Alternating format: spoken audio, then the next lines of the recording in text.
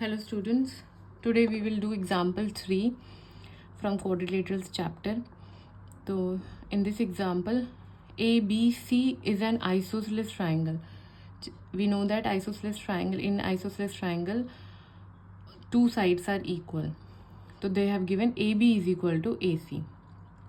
AD bisects exterior angle PAC. This is also given, and CD is parallel to AB. Now we need to show that DAC,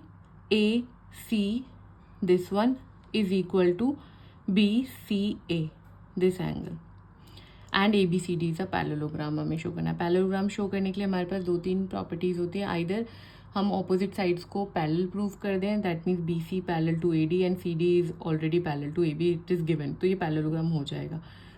या फिर हम CD equal to AB कर दें, क्योंकि CD parallel to AB दिया हुआ है, तो हम CD पैरेलल टू AB कर दें तो भी पैरेललोग्राम हो जाएगा. पैरेललोग्राम प्रूव करने के लिए किसी भी पेयर को अगर मैं इक्वल एंड पैरेलल कर दूं तो वो पैरेललोग्राम हो जाता है, या दोनों पेयर को हम पैरेलल कर देते हैं तो भी पैरेललोग्राम हो जाता है. तो स्टार्ट करते हैं solution. ABCD is isosceles triangle. ये दोनों साइड्स इक्वल है, इसलिए हम कह सकते हैं ये दोनों एंगल इक्वल हैं. तो हमने लिख दिया ABC is equal to ACB. Reason, angle opposite to equal sides are equal.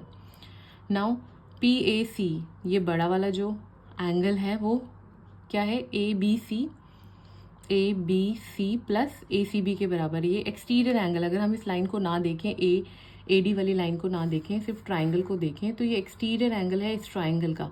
तो एक्सटीरियर एंगल का मतलब क्या होता है, उसके साथ का एंगल छोड़ के बाकी दो के सम के बराबर होता है वो.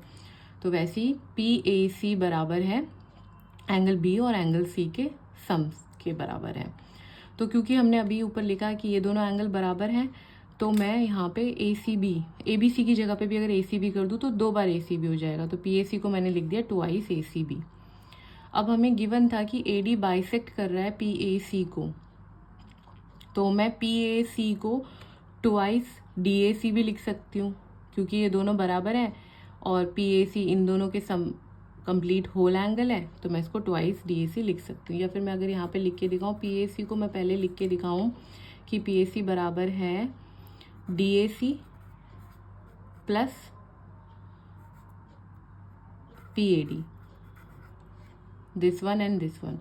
और क्योंकि हमें पता है ये वाला कि AD ने बाइसेक्ट करा इस एंगल को, तो ये दोनों एंगल बराबर हैं, तो मैं PAD, हमें पता है PAD is equal to DAC. तो PAD की जगह पे भी मैं DAC ही लिख दूँ, तो ये ट्वाइस DAC हो गया यहाँ पे.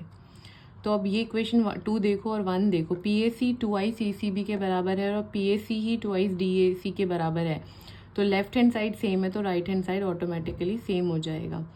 तो यहाँ 2 से 2 कैंसिल हो जाएगा, तो DAC is equal to ACB. तो फर्स्ट पार्ट हमारा प्रूव हो गया.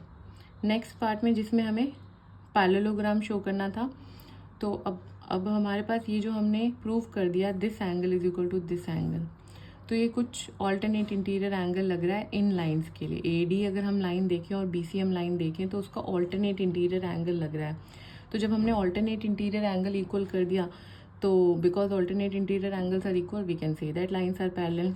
Now these equal angles form a pair of alternate interior angles when line segment BC and AD are intersected by the transversal AC. तो AD और BC AC transversal है. So now we can say that BC is parallel to AD. तो both the pair of opposite sides of quadrilateral ABCD are parallel. One is given to us CD parallel to AB और एक हमने prove कर दिया AD parallel to BC.